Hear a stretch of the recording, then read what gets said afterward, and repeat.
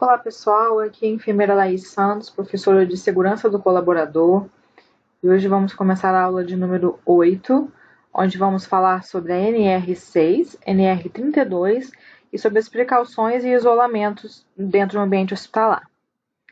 Então vamos lá. A NR6, a norma regulamentadora de número 6, ela diz sobre os equipamentos de proteção individual, ou EPIs.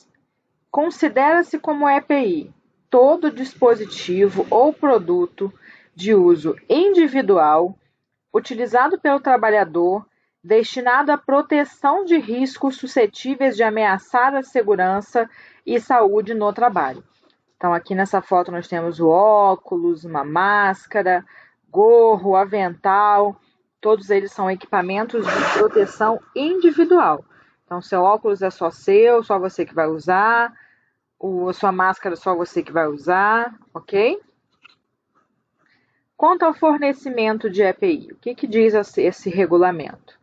A empresa é obrigada a fornecer aos empregados gratuitamente equipamentos de proteção individual adequados ao risco, né, qual risco que a pessoa está correndo, em perfeito estado de conservação e funcionamento, nas seguintes circunstâncias: sempre que as medidas de ordem geral não ofereçam proteção completa contra os riscos de acidentes do trabalho ou de doenças profissionais do trabalho.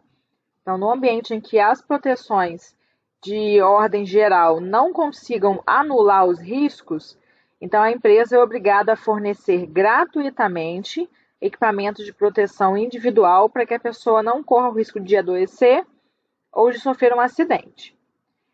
Também é obrigado a fornecer enquanto as medidas de proteção coletiva estiverem sendo implantadas.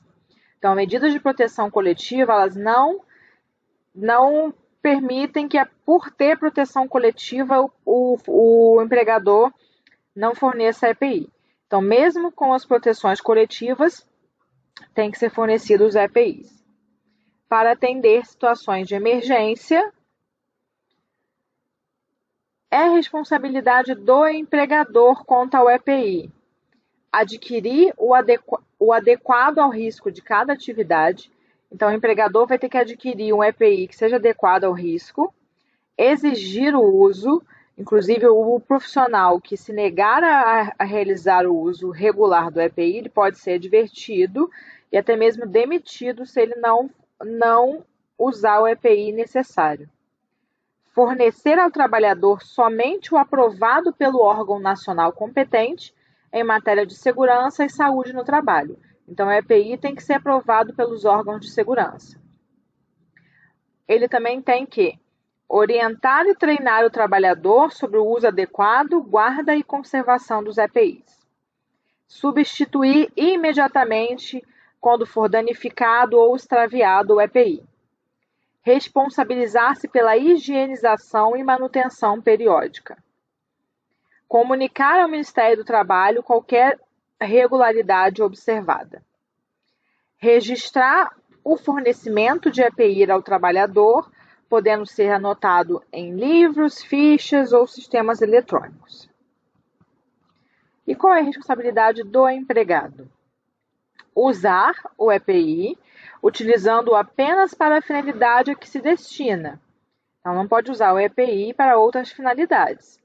Responsabilizar-se pela guarda e conservação do equipamento, comunicar ao empregador qualquer alteração que o torne impróprio para uso, por exemplo, no nosso caso, uma N95 que rasgou, por exemplo, a gente vai comunicar que ele não é mais útil para uso. Cumprir as determinações do empregador sobre o uso adequado do EPI. No ambiente hospitalar, nós temos alguns EPIs mais específicos, vamos falar sobre eles.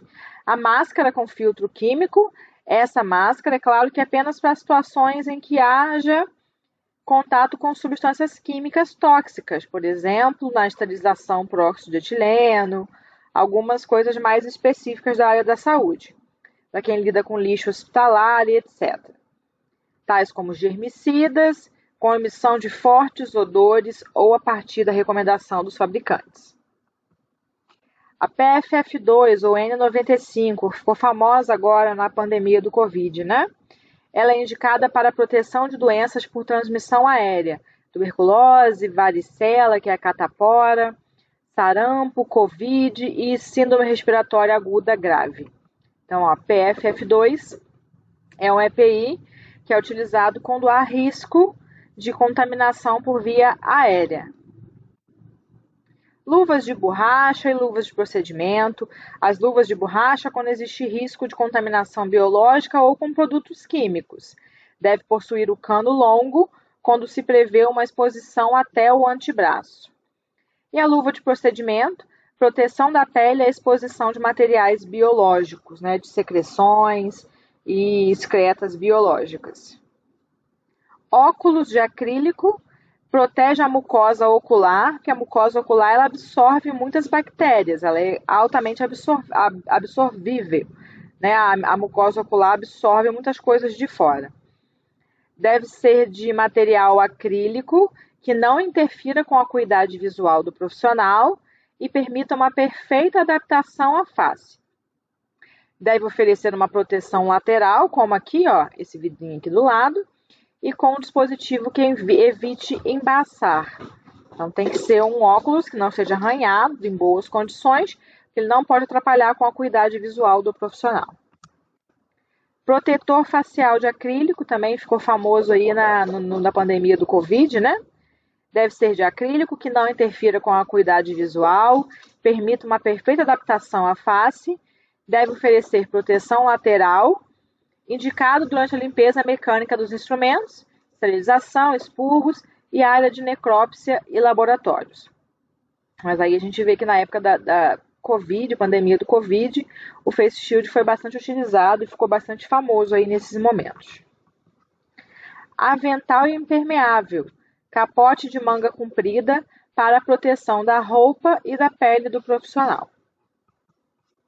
Bota ou sapato fechado impermeável, proteção da pele do profissional em locais úmidos ou com quantidade significativa de material infectante, centros cirúrgicos, expurgos, central de esterilização, áreas de necrópsia, situações de limpeza ambiental e outros. É recomendado que todos os profissionais trabalhem com sapatos fechados e adequados. Eles não podem ter cadarços, porque os cadarços eles são fonte de contaminação. Tem que ser de um material duro o suficiente para resistir à perfuração. Se cair uma agulha aqui no seu pé, esse material ele tem que resistir a essa perfuração. Tem que ser sapatos que não machuquem, que sejam ergonômicos, né, que não prejudiquem a coluna. Então, existe um sapato específico aí para utilização em ambiente hospitalar. A máscara cirúrgica ela não é registrada como um EPI, mas ela também tem uma grande importância na situação hospitalar, né? Então, a gente vai falar um pouco também sobre a máscara cirúrgica. Ela é indicada para a proteção da mucosa oral e nasal, bem como para a proteção ambiental de secreções respiratórias do profissional. A máscara deve possuir gramatura que garanta uma efetiva barreira, sendo recomendada que seja confeccionada com no mínimo 3 camadas. A máscara cirúrgica também ficou bem famosa aí na pandemia de coronavírus. E o gorro, que serve para a proteção de exposição dos cabelos e couro cabeludo à matéria orgânica ou produtos químicos, bem como proteção ambiental às escamas do couro cabeludo e cabelos. Por que a máscara e o gorro elas não entram quase como EPIs? Porque elas são mais uma proteção contra os profissionais. O que eu quero dizer com isso? A máscara cirúrgica ela é muito mais utilizada para não ter contaminação do profissional para o ambiente. Então, se o profissional está doente, ele não vai contaminar o ambiente. Assim como o gorro. Também é uma proteção mais para o ambiente, para não cair cabelo, para não cair escamas do couro cabeludo e não contaminar o ambiente, ok? Em alguns setores específicos do hospital, existem os riscos maiores, como, por exemplo, a radiação, nos setores de radiologia, hemodinâmica, raio-x, tomografia, entre outros. Existe o risco de exposição à radiação ionizante ou não ionizante. E aí protege-se com aventais plumbíferos, plumb, né, que vem de chumbo. Então, eles são feitos de chumbo E os protetores de tireoide, que tem também uma capa de chumbo que protegem a tireoide contra a radiação emitida pelos equipamentos. Se tiver exposição a ruídos, como na ressonância magnética ou em equipamentos que produzem ruídos altos e constantes, necessita-se a utilização de protetores de ouvido também. Então, esses são os EPIs mais comuns no ambiente hospitalar, vamos relembrar. A máscara quando houver risco de exposição a produtos químicos. PFF2, a N95 para transmissão aérea. Luvas de borracha quando você vai se expor a produtos químicos durante limpeza, por exemplo. E a de procedimento quando houver risco de exposição a material biológico. Óculos de acrílico para proteger a mucosa ocular. Protetor facial para proteger o rosto. Avental impermeável para proteger a pele e a roupa do profissional. Botas ou sapatos fechados impermeáveis. Máscara cirúrgica e gorro. E no caso de exposição específica, o avental pumbífero e os protetores de ouvido. A NR32, galera, é uma norma regulamentadora que ela é bem famosa no ambiente hospitalar e ela diz respeito à segurança e saúde no trabalho em serviços de saúde. Então, tem várias recomendações aqui na NR32 sobre nossa segurança e nossa saúde no ambiente de serviços hospitalares. Tem por finalidade estabelecer as diretrizes básicas para a implementação de medidas de proteção à segurança e à saúde dos trabalhadores em serviços de saúde, bem como daqueles que exercem atividade de promoção e assistência à saúde em geral. Então, a NR32 ela serve para toda e qualquer situação em que houver exercício, atividades de promoção e assistência à saúde, sejam em hospitais, em postos, em clínicas, casas de repouso, consultórios odontológicos e por aí vai. Todo e qualquer serviço que houver risco de exposição, que houver promoção e assistência à saúde, tá, galera? Risco biológico. Para as aplicações dessa norma regulamentadora, considera-se como risco biológico a possibilidade de exposição ocupacional a agentes biológicos, que são os micro-organismos, as células de culturas, parasitas, toxinas e príons. Em toda ocorrência de acidente envolvendo risco biológico, com ou sem afastamento do trabalhador, deve ser emitida uma comunicação de acidente do trabalho. Então, se tiver qualquer tipo de acidente envolvendo qualquer coisa biológica, tem que ser aberta obrigatoriamente uma comunicação de acidente de trabalho, mesmo que o profissional não precise ser afastado devido a isso. Todo local onde exista possibilidade de exposição ao agente biológico deve ter um lavatório exclusivo para a higiene das mãos, provido de água corrente, sabonete líquido, toalha descartável e lixeira provida de sistema de abertura sem contato manual. Em quartos e enfermarias destinadas ao isolamento de pacientes com doenças infecto-contagiosas, eles devem ter um lavatório em seu interior, para que a pessoa não saia com aquela bactéria para lavar do lado de fora. Vai lavar no interior e já vai sair com as mãos higienizadas. Importante relembrar que o uso de luvas não substitui o processo de lavagem das mãos e deve ocorrer no mínimo antes e depois do uso das luvas. Então, você tem que lavar a mão antes, higienizar as mãos, né? Antes e depois do uso das luvas.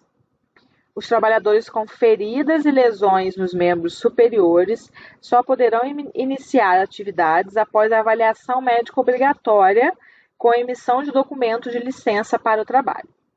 Então, se tiver alguma lesão em mão, alguma ferida, algum corte, só vai poder voltar a trabalhar em ambiente hospitalar depois da emissão de um documento de liberação por parte do médico daquele hospital. Em relação ao risco biológico, o empregador ele deve vedar, ele deve proibir, tá, gente? O que é proibido no ambiente hospitalar? Utilização de pias de trabalho para fins diversos dos previstos. Então, lavar um sapato, vamos fazer assim, parece esdrúxulo, mas a gente exemplificar. Lavar um sapato, lavar uma panela, numa pia que é para lavagem das mãos, isso é proibido. O ato de fumar, não pode fumar. Uso de adornos, brinco, pulseira, colares, tudo isso é proibido em ambiente hospitalar, tá, galera? Devido ao risco biológico. Então, é proibido ir de brinco, de pulseira, de cordão, qualquer um desses adornos no ambiente de trabalho. E o manuseio de lentes de contato nos postos de trabalho. Então, lentes de contato, elas são também risco de contaminação devido à sua mucosa ocular, né? Então, no ambiente de trabalho, você não deve manusear lentes de contato. Consumo de alimentos e bebidas nos postos de trabalho também é proibido. Guarda de alimentos em locais que não sejam destinados a esse fim. Tem a galera aí que tem mania de colocar comida na geladeira de vacina, colocar água na geladeira de vacina. Então, não pode. Então, somente em local destinado para esse fim. Vai guardar alimentos só na copa, na geladeira que seja destinada para guardar alimentos.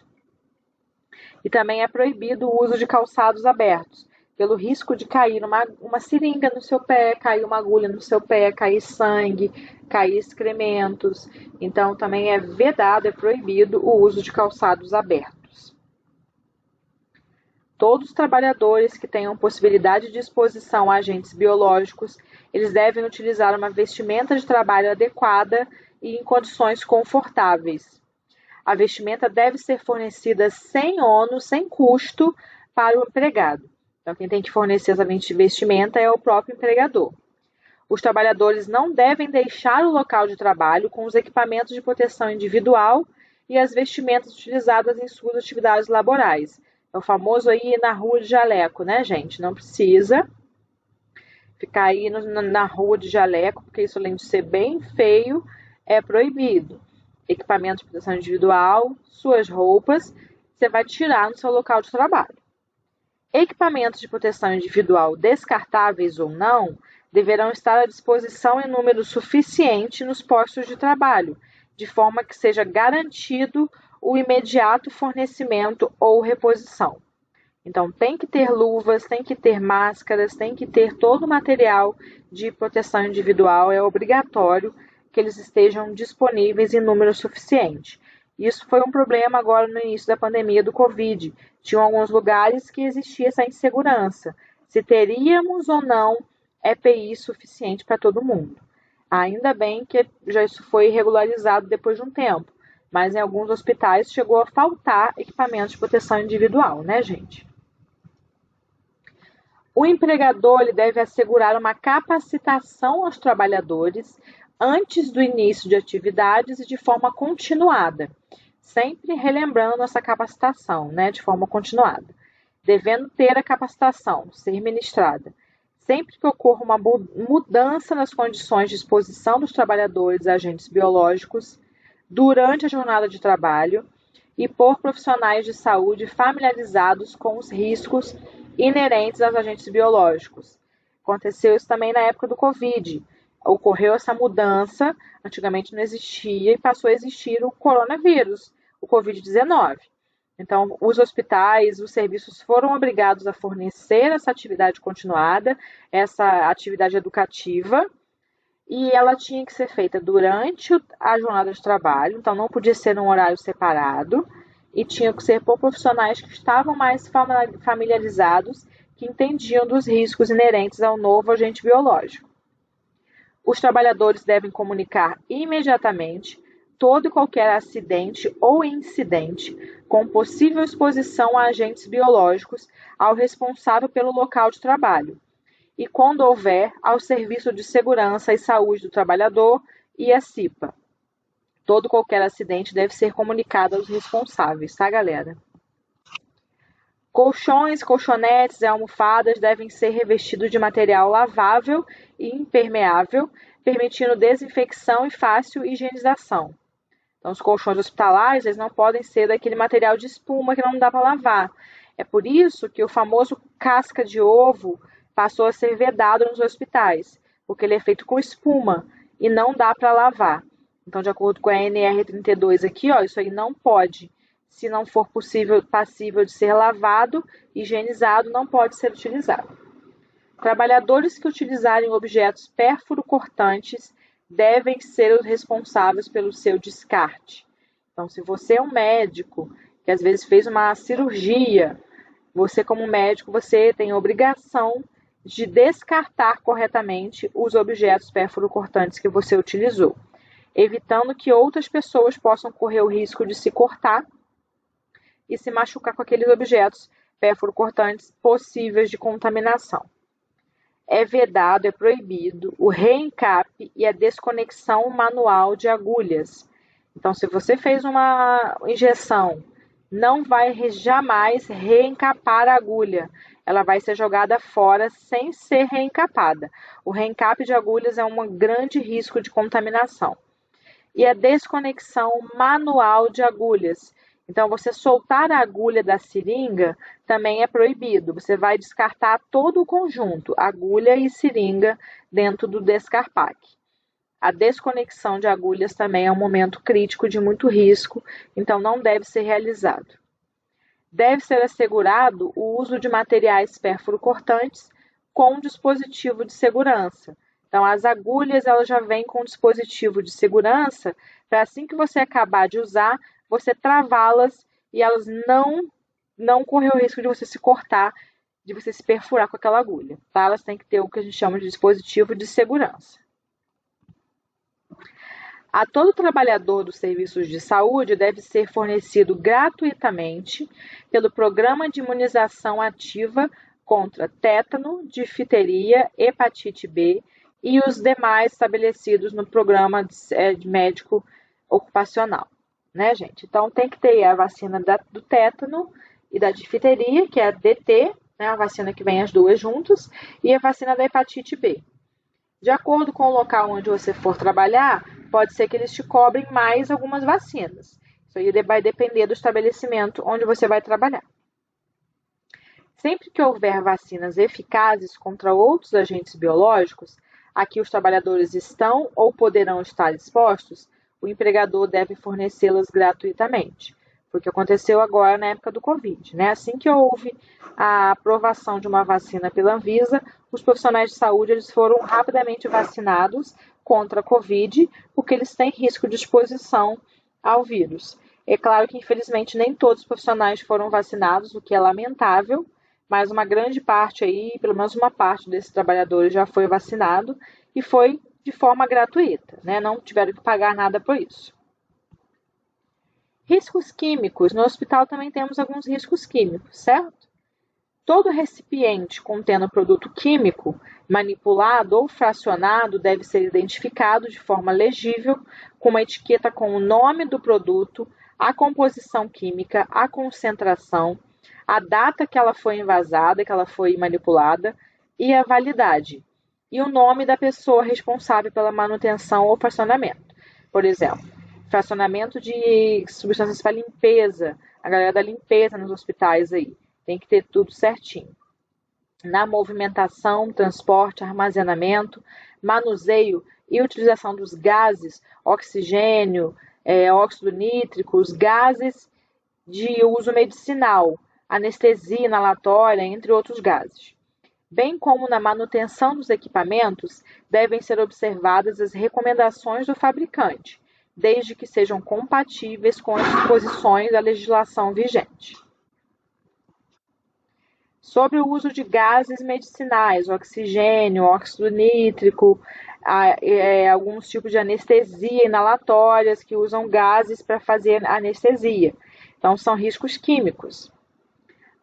É vedado, é proibido a utilização de equipamentos em que se constate vazamento de gás, submeter os equipamentos a pressões superiores àquelas para os quais foram projetados, utilização de cilindros que não tenham identificação do gás e válvula de segurança, movimentação dos cilindros sem utilização de equipamentos de proteção individual adequados, submissão dos cilindros a temperaturas extremas, utilização de oxigênio e ar comprimido para os fins diversos aos que se destinam, o contato de óleos, graxas, hidrocarbonetos ou materiais orgânicos similares com gases oxidantes, por exemplo, oxigênio é um gás oxidante. Então, o contato pode fazer com que haja um acidente. A utilização de cilindros de oxigênio sem a válvula de retenção ou um dispositivo apropriado para impedir o fluxo reverso. Transferência de gases de um cilindro para o outro, independente da capacidade dos cilindros. Transporte de cilindros soltos em posição horizontal e sem capacetes. Tudo isso é proibido. O trabalhador que realiza atividade em áreas onde existam fontes de radiação ionizante, por exemplo, raio-x, hemodinâmica, tomografia, o que eles devem ter cuidado? Permanecer nessas áreas o menor tempo possível para a realização do procedimento. Então, assim que acabar, sair, assim que não for mais necessária a presença dele ali, ele pode sair daquele local. Ter conhecimento dos riscos associados ao seu trabalho. Então, o trabalhador ele tem que conhecer os riscos aos quais ele está exposto. Estar capacitado inicialmente e de forma continuada em proteção radiológica. Então, lembrar sempre de capacitar os trabalhadores que vão estar expostos à radiação, eles têm que ter capacitação para tal. Usar os EPIs adequados para minimizar os riscos, como os coletes de chumbo, protetor de tireoide, entre outros. Estar sob monitorização individual de dose de radiação ionizante, nos casos em que a exposição seja ocupacional. Então, existe lá um aparelhinho, uma pequena caixinha que eles botam na frente do peito para que seja monitorado a quantidade de radiação a que ele está exposto. E de tempos em tempos tem que ser lido aquele aparelho para ver se ele não está recebendo uma radiação além do que deveria. Toda trabalhadora com gravidez confirmada deve ser afastada imediatamente de atividades com radiações ionizantes e deve ser remanejada para alguma outra atividade compatível com seu nível de formação. Lembrando que a radiação ela tem um efeito muito prejudicial na gravidez e pode causar danos aí irreversíveis ao feto. Resíduos do lixo produzido. O que diz a NR32 sobre o lixo?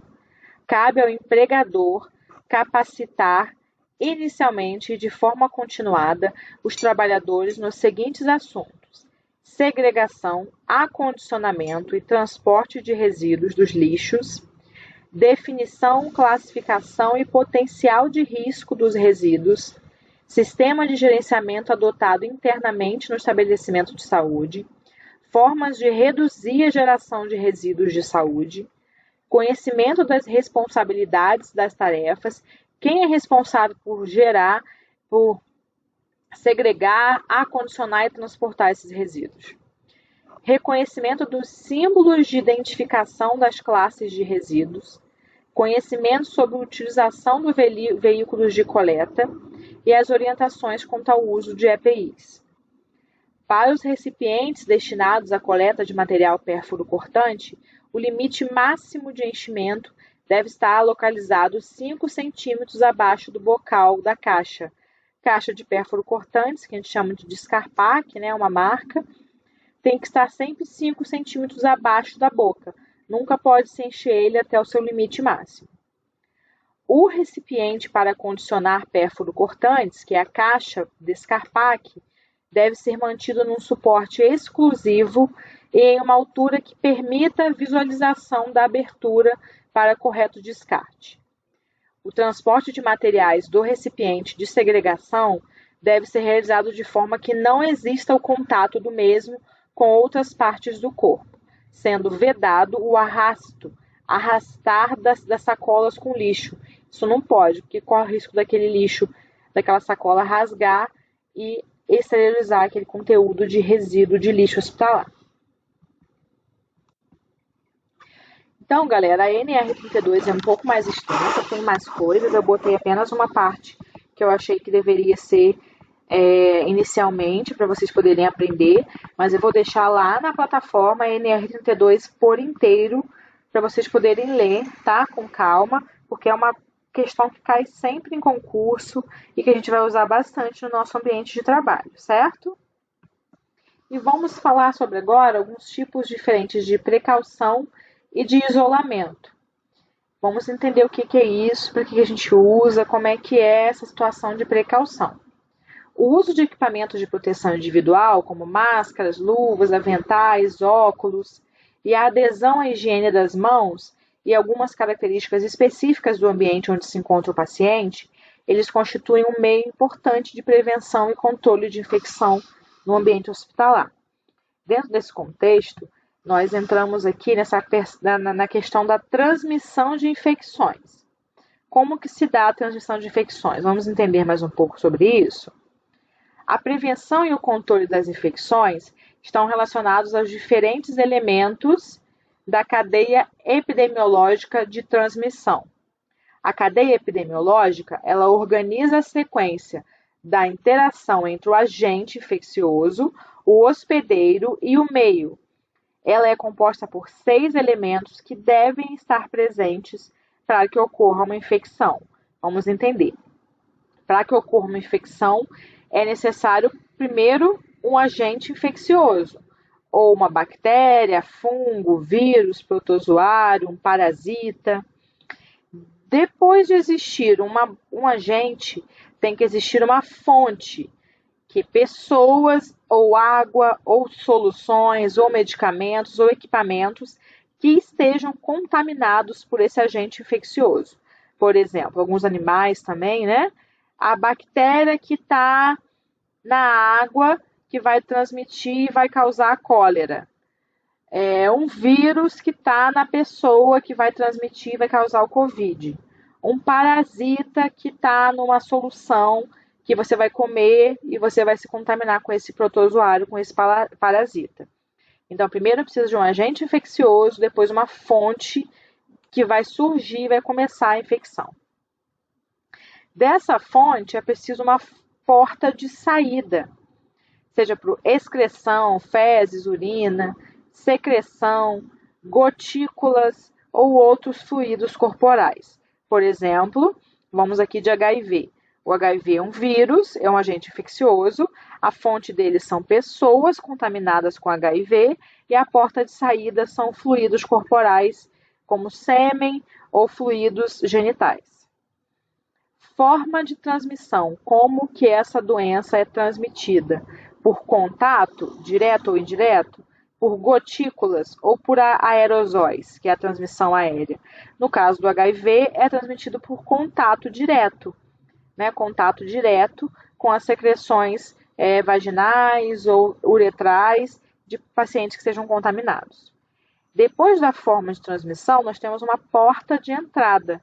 De que forma que esse vírus, essa bactéria, vai entrar no corpo de uma outra pessoa? Pelo trato gastrointestinal, pela boca, né, comendo, pelo trato urinário, pelo trato respiratório, sendo inalado, como Covid, por exemplo, pela pele não íntegra, uma ferida, uma lesão na pele que causa a entrada dessa bactéria, mucosas como boca, vagina, nariz, olhos, também são portas de entrada para essa bactéria. No caso do HIV, a porta de entrada é o sistema reprodutor, né? As mucosas vaginal, a mucosa peniana, que acaba absorvendo aquele vírus e causando a contaminação. O HIV também acontece muito por pele não íntegra. Pequenas lesões na hora da relação sexual dá pequenas lesões na mucosa e esse vírus acaba penetrando na pele da pessoa. E por fim, essa bactéria ela precisa encontrar um hospedeiro suscetível. Pessoas imunossuprimidas, pessoas idosas, recém-nascidos, queimados, pessoas que sofreram cirurgias. Então, elas são suscetíveis a receber essa infecção. No caso do HIV, a pessoa que recebeu a infecção através de uma outra pessoa, ela é o hospedeiro que é suscetível e que vai desenvolver essa doença. Então, nós temos aí esses 6 elementos na cadeia de transmissão de infecções. A forma de transmissão é o elemento que é mais importante na cadeia epidemiológica, uma vez que é o elo que é mais passível de interrupção. Então, a forma que a gente mais consegue impedir a infecção é controlando a forma de transmissão dela. As medidas de precaução e isolamento, elas visam interromper os mecanismos de transmissão e prevenir infecções. Então, vamos olhar aqui, ó, forma de transmissão, por contato, por gotículas ou aérea. Se a gente tem um agente infeccioso, tem uma fonte, tem uma porta de saída, A única forma que a gente impede essa bactéria de chegar no hospedeiro é interrompendo aqui na hora da transmissão.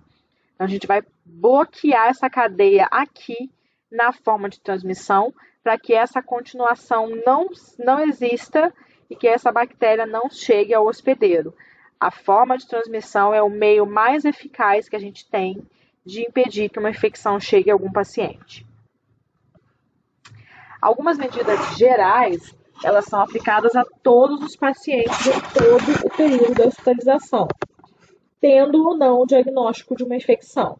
Então, quando você está no hospital, no ambiente hospitalar, no ambiente com risco de contaminação biológica, mesmo que o paciente não tenha um diagnóstico infeccioso específico, algumas medidas elas vão ser utilizadas mesmo sem nenhum diagnóstico de infecção. Mas quando o paciente ele tem uma infecção por um micro-organismo específico, a gente vai mudar essas medidas e vamos colocar uma medida de precaução específica de acordo com a forma de transmissão dessa infecção, ou seja, medidas de controle adicionais que vão ser aplicadas para prevenir a transmissão desses micro-organismos patogênicos. Os sistemas de precaução eles devem ser claros o suficiente para que os profissionais identifiquem o mais rápido possível os pacientes que precisam de precaução específicas a serem instituídas. Vamos entender agora quais são as precauções específicas que existem de acordo com a forma de transmissão de doenças.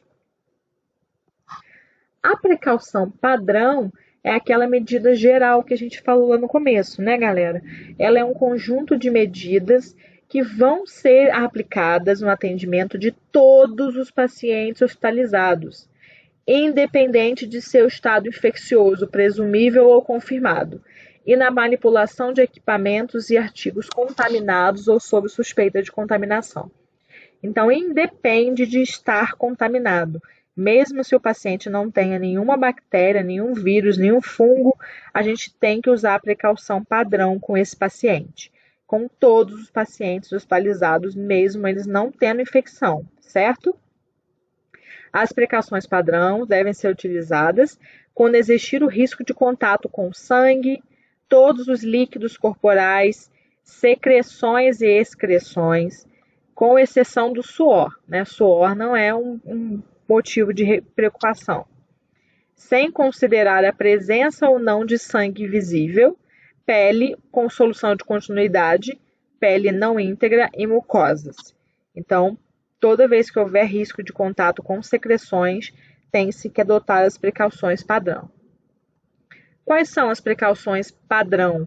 Elas devem ser seguidas para todos os pacientes, tendo ou não infecção, ok, galera? Higiene das mãos, que já aprendemos, com álcool ou com água, já aprendemos, já falamos sobre isso, né? O uso de luvas e avental, quando houver risco de contato com sangue, secreção ou membranas mucosas. Tem que calçar a luva imediatamente antes do contato com o paciente e retirar a luva logo após o contato. E após retirar as luvas, higienizar as mãos. Óculos e máscara cirúrgica. Use óculos, máscaras e aventais quando houver risco de contato de sangue ou secreções para a proteção da mucosa de olhos, boca, nariz, roupa e superfícies corporais. E a caixa de pérfuro cortantes também é uma precaução padrão. É o descarte em recipientes apropriados de seringas e agulhas sem desconectá-las ou reencapá-las. Então, uma seringa que tem uma agulha acoplada, você vai descartar a seringa e a agulha aqui na caixinha. Não vai soltar a agulha, porque isso é um risco de você se furar e de você causar uma contaminação aí com essa agulha contaminada com algum tipo de vírus, bactéria e etc. Essas aqui que nós vimos é a precaução padrão, é aquela que é usada em todos os pacientes. Agora, se o paciente tiver uma infecção confirmada, aí a gente já passa para um momento de precaução específica, de acordo com o tipo de transmissão. E se a transmissão for por contato, por toque? A transmissão de contato é a transmissão por toque. Por exemplo, com contato com com secreções, contato com fezes, contato com sangue. Quando o paciente tiver algum tipo de risco de alguma bactéria que possa ser transmitida por contato, a gente tem aí a precaução de contato, que é higiene das mãos, né? Infecção ou colonização por micro-organismos multiresistentes, como a varicela, a catapora, né? Varicela e catapora. Infecção de pele e tecidos moles, com secreção não contidas no curativo, impetigo, herpes zoster disseminado ou em pacientes imunossuprimidos e etc. Você vai usar luvas e avental durante toda a manipulação do paciente, com catéteres e sondas, circuitos e equipamentos ventilatórios e outras superfícies próximas ao leito do paciente. Coloque-os imediatamente antes do contato com o paciente ou com as superfícies e vai retirá-lo logo após, higienizando as mãos em seguida. Luvas, né, também avental. Quando não houver disponibilidade de um quarto privativo, a distância mínima entre dois leitos deve ser de 1 metro. Equipamentos como termômetro, esfigmomanômetro e estetoscópio devem ser de uso exclusivo do paciente. Então, quais são as precauções de contato? Higiene das mãos, uso de avental descartável, luvas e um quarto privativo. Se o paciente tiver, por exemplo, essas aqui são as situações em que existe precaução de contato, em que a gente pode pegar uma bactéria através do contato com a pele do paciente. Abscesso, bactérias multiresistentes, bronquiolite, infecção respiratória, celulite, drenagem não contida, Clostridium difficile, já falamos sobre Clostridium, né? Cólera, colite, conjuntivite viral aguda, hemorrágica, difteria, enteroclite, enterovirose, escabiose, né? Piolhos, estafilococcia, streptococcia, furúnculos, gastroenterite, hepatites virais, herpes neonatal, impetigo, infecção de ferida cirúrgica, pediculose, pneumonia viral lactentes e pré-escolar, rotavírus e outro vírus em pacientes incontinentes ou uso de fraldas. O rotavírus é por contaminação, a via de saída é as fezes, né? Então, esses pacientes que estão com fezes, diarreia, estão com rotavírus, você pode se contaminar. E a rubéola congênita. Esses são precauções de contato. A escabiose é a sarna, tá, galera? Sarna. E pediculose, que é o piolho. Então, quando houver risco de qualquer uma dessas situações aqui, nós temos que adotar a precaução de contato, que é a higiene das mãos antes e após tocar o paciente ou superfícies próximas a ele, avental, luvas e um quarto privativo, de preferência. Se não houver um quarto privativo, tem que ter pelo menos 1 metro de distância entre os dois leitos, para que não exista o risco dessa bactéria, desse vírus, dessas doenças passarem de um paciente para o outro. Precaução para gotículas. O que são as gotículas?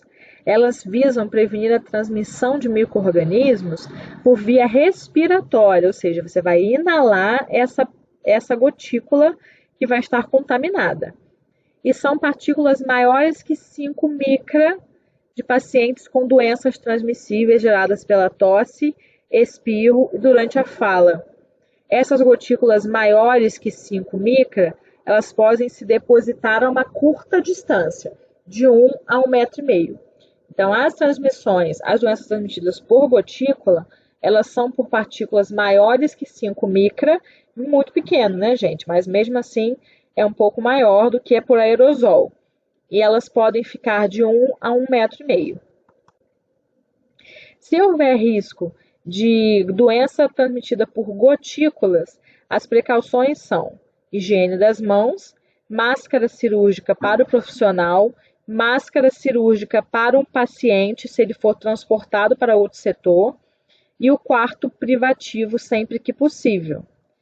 Por exemplo, meningites bacterianas, coqueluche, difteria, cachumba, influenza, rubéola e etc. Mesma coisa do contato. Quando não houver um quarto privativo, o paciente deve ser dado preferência para ele ser internado com pacientes que tenham a mesma doença. Por exemplo, pacientes com gripe com outros pacientes com gripe. Difteria com outros pacientes com difteria, se não houver o quarto privativo disponível. E a distância mínima entre os leitos é de 1 metro. O transporte do paciente deve ser evitado, mas quando for necessário, o paciente tem que usar a máscara cirúrgica durante toda a sua permanência fora do quarto. O que pode ser transmitido por gotículas?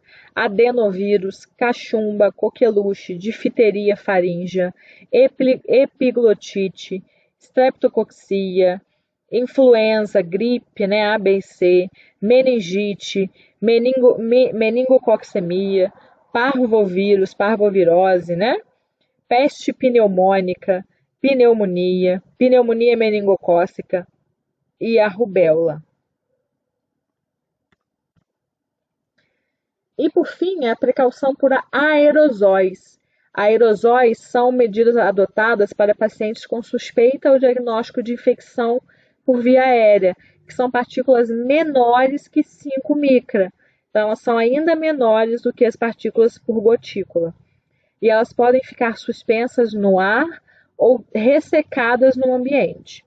Deve-se utilizar para o cuidado desse paciente com aerosóis área física específica dotada de um sistema de ar com uso de filtro especial e pressão negativa, quando esses recursos estiverem disponíveis. O que é uma pressão negativa? É um equipamento que faz com que o ar fique dentro do quarto, com que o ar não saia do quarto.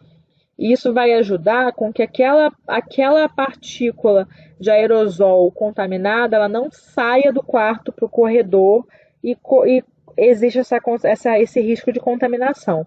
Então, sempre que possível, um paciente que tenha uma doença transmitida por aerosol, ele deve ser colocado num quarto com pressão negativa, tá? Quais são as prevenções para aerosóis? Higiene das mãos, máscara N95 para o profissional e a máscara cirúrgica para um paciente se for transportado para algum outro setor. E de preferência um quarto privativo. Precaução padrão, né? Higiene das mãos antes e após o contato com o paciente, usar óculos, máscara cirúrgica e ou avental quando houver risco de contato com secreções, descartar adequadamente os pérfuro-cortantes, manter a porta do quarto sempre fechada e colocar a máscara antes de entrar no quarto. Aerosóis, eles são tão pequenos que eles ficam dispersos no ambiente. É como se fosse poeira. Você vê que poeira fica sempre flutuando no ar, não é isso, gente? E é o que acontece com os aerosóis, eles ficam flutuando dentro do quarto. Então a porta tem que estar sempre fechada para essa partícula não sair e contaminar as pessoas do lado de fora. O profissional deve usar a máscara N95 e o paciente, se ele for transportado, ele vai ter que usar a máscara cirúrgica. Quando não houver o quarto privativo, esse paciente ele deve ser internado com outros pacientes que também tenham esse micro-organismo. Pacientes com suspeita de tuberculose resistente ao tratamento, eles não podem dividir o mesmo quarto com outros pacientes com tuberculose, né, gente? O transporte deve ser evitado, mas se for necessário, ele deve usar máscara cirúrgica durante todo o tempo que estiver fora do quarto. Quais micro-organismos são transmitidos por aerosóis? O sarampo, tuberculose laríngea ou tuberculose pulmonar. São doenças transmitidas por aerosóis. E também agora a Covid-19, né? Uma doença que está sendo considerada precaução por aerosóis também. Algumas doenças precisam de mais de uma precaução. Por exemplo, a varicela, que é a catapora, e a herpes zoster. Herpes zoster é uma doença que também é causada pela mesma bactéria que causa a varicela, mesmo vírus, perdão, que causa a varicela, causa a herpes zoster. Então, a herpes, a catapora, quem já teve herpes e teve catapora, sabe que as pessoas ficam cheias de lesões na pele, cheias de machucados na pele. Então, além do risco de transmissão por aerosóis, E vamos ter que usar a N95, também vamos ter que usar as luvas sempre, porque além de ser transmitido por aerosóis, também pode ser transmitido por contato com a pele do paciente, certo?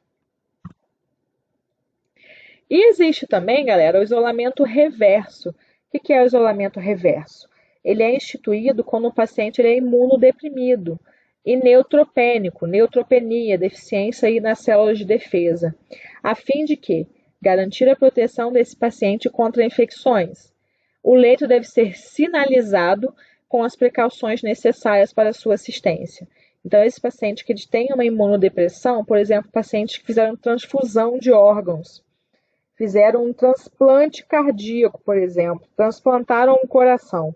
Eles vão tomar medicações para causar uma imunodepressão, para que o corpo não ataque aquele órgão como sendo algo de fora. Porém, ele fica suscetível a qualquer tipo de infecção que possa acontecer. Então, a gente faz um isolamento reverso. A gente quer proteger o paciente das bactérias de fora. Como que a gente faz isso? Uso de avental e a máscara cirúrgica para um profissional e para o paciente se ele precisar ser transportado. E ele deve ser colocado em quarto privativo, tá? Para que você não leve uma bactéria para esse paciente ou ele não pegue uma bactéria do ambiente em que ele está. Ele vai ficar isolado num quarto privativo e toda vez que você for entrar lá dentro, tem que entrar com máscara cirúrgica, com avental e usando luvas para que você não leve nada para esse paciente. Ok, galera? Então, por hoje é isso. Vão ter lá na plataforma disponíveis materiais extras e vídeos e atividade para valer como presença para quem não for na aula amanhã. Tá bom? Um grande abraço e até a próxima aula.